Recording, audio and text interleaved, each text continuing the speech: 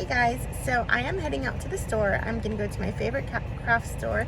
It is Hobby Lobby. I always go there first whenever I'm looking for anything, and I've got my best girl here. She's gonna be my helper, and she's gonna help me load up the cart, and hopefully we'll be able to get some decent footage, and I will come back at the end and share with you guys what we find and the reasons why we chose those. So I will be bringing you along.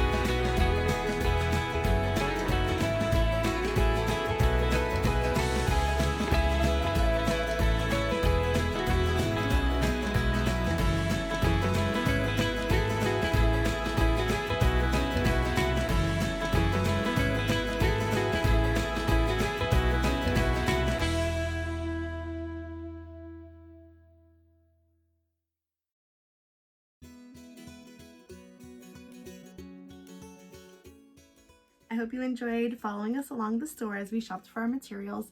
Camila and I had a really great time, and I want to go over what we picked and why I picked these specific ones. Today we're just looking at the basic materials to build the saucers, and I'm sure you already have a lot of this in your sewing space already if you are used to sewing and making many projects. But just for those that are starting out or looking for a little bit of guidance, I thought it would be fun to go over this. So here is the batting that I really love to use with most of my projects. Every now and then, if there's something on sale or I just need to get it out and I need to pick up what's available in the store, I'll get something else. But I prefer the warm and white. It is my favorite. For the saucers, I do like a little bit of plushiness to my saucers. I think it gives it a really cute look whenever it's a little bit fluffier here, and then it gives it a nice little edge. As you can see, it looks nice and plush there. So I think the warm and white works perfect for that, and I went ahead and got the baby quilt sized kit because I'm going to use the excess for many other projects. I'm sure I just am constantly sewing. This is actually the smallest size that Hobby Lobby had, but you can also get the craft size. They have those available, as well as in my Amazon list. I'm not sure if I mentioned that yet here in this video. I have an Amazon storefront list that I created just for the sew along. So you can see that whenever you go to the link down below. Is the Pelon 808 fusible stabilizer, and it is for iron-on backing, and it's actually kind of stiff. So this is the 808, and I liked it because, let me show you whenever I open it up. You can see that it is not very transparent. It's gonna look really good behind that white fabric. So I have a little piece here. So whenever we layer this white fabric, we're gonna add the webbing onto the back of it, and then we are going to add this layer underneath that. So it's just gonna make it extra opaque, and you'll be able to see a lot less through it. And that's gonna help for those prints that you have that might have a bold print on them, or some stronger colors. We really wanna make sure that the white is not showing that print through it. So that is why we have the stabilizer, the webbing, which I got. I get the Wonder Under. I like this one. I bought a whole new pack, even though I already have some in the house, because I'm just constantly using it. So this is what I got. It is the 805 Wonder Under Pelon. And then, of course, I got 1 yard of white fabric. So this is just the plain Kona white fabric, and I got 1 yard. That's more than enough for this sew along, but I will be using it for other projects. I use white so much. I should really just buy a bolt because I go through it so quickly, but 1 yard's enough for this project. And let's see. Then I have this twine here. So as you can see right here, I have a lot of twine here in the sewing room, but I do use it for orders whenever I'm filling orders to ship out. And so I didn't want to use all of the twine that I have. And these are, let me show you. This here is a more wheat colored or tan twine, which I really like. It pretty much goes with everything. It's like a basic color to me.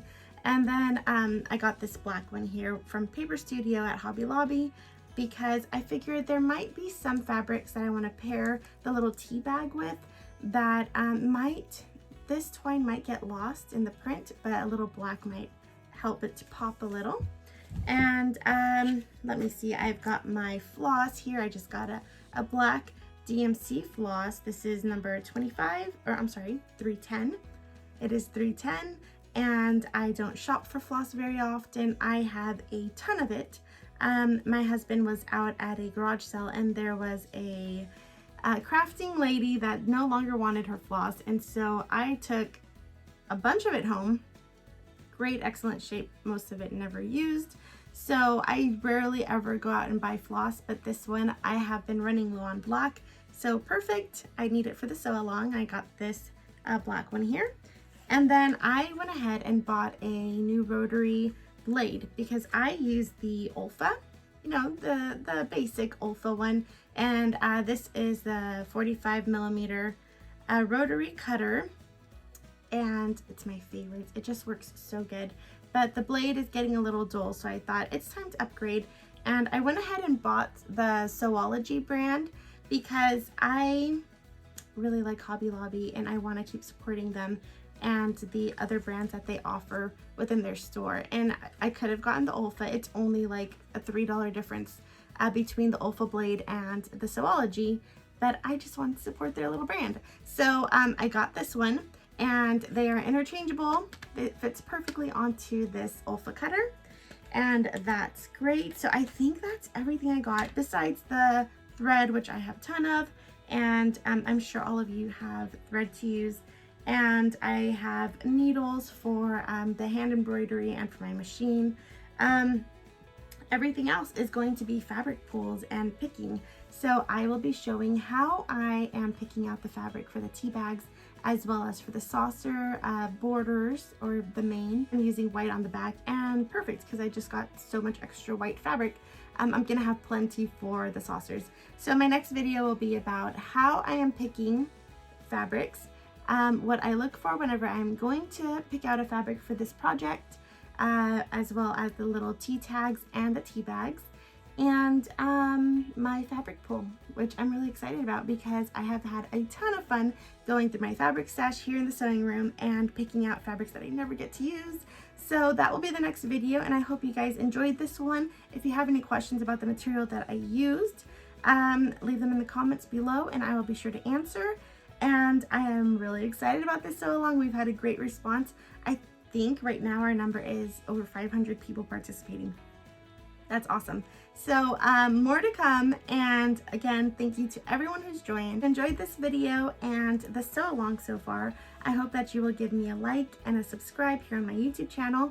I am doing all of this work just to get in contact with all of you, my sewing friends, and to expand the reach of this account. I am not monetized here, and I am just beginning my YouTube journey. So I hope that you will like, subscribe, share it with a friend, and help promote me. I'm trying to get to 1,000 followers, so anything that you can do to help, that would mean a lot to me.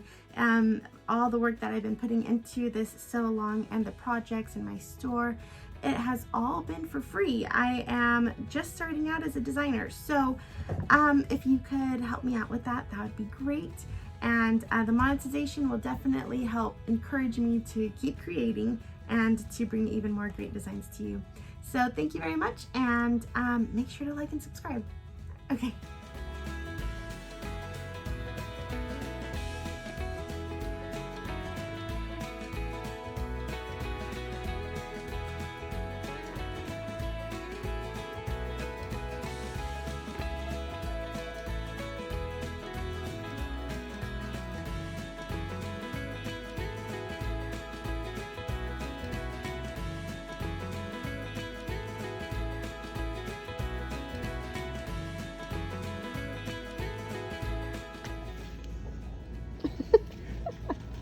Is this one? I think this one is called stabilizer. Yes, this one is a stabilizer. Okay, I got it right this time. So